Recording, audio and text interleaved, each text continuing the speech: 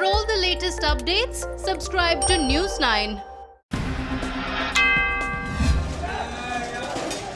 Three persons were dead and several others were injured in the violence that broke out in East Division police station limits in Bengaluru.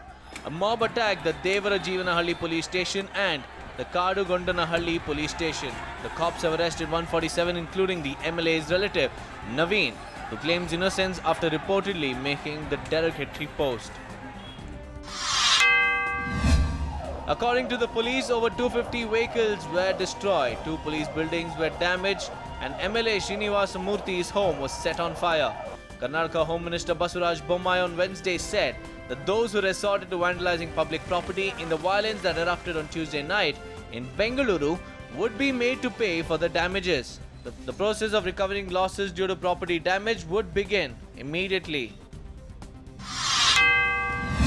The imposition of Section 144 of Code of Criminal Procedure in Bengaluru Commissionerate will continue till 6 a.m. on August 15th.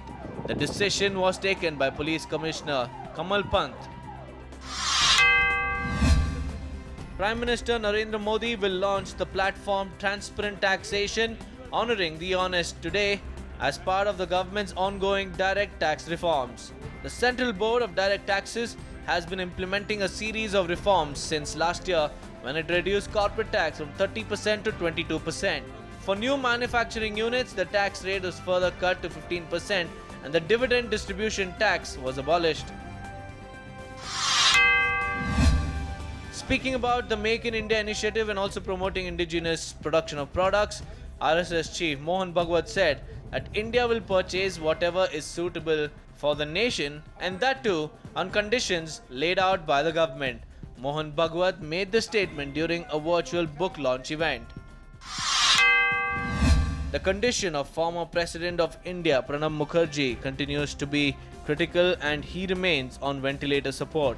The former president was admitted to the R&R hospital in Delhi cantonment on August 10th and was operated for removal of a clot in his brain. West Bengal will have one less total lockdown day this month as the state government has removed August 28 Friday from the list. According to an official notification, there will be total lockdown on 4 more days of this month, which is August 20, 21, 27 and 31. The IMD has predicted the weather conditions and says thunderstorm with light to moderate intensity rain would occur over and adjoining areas of most places of Delhi, Noida, Greater Noida, Rohtak, Gurugram, Ghaziabad, Faridabad, Palwal, Panipat and Karnal in the first half of the day. The national capital was completely inundated by heavy rainfall. New Delhi railway station and many low-lying areas were flooded. Waterlogging was witnessed at an underpass in Dwarka due to rainfall.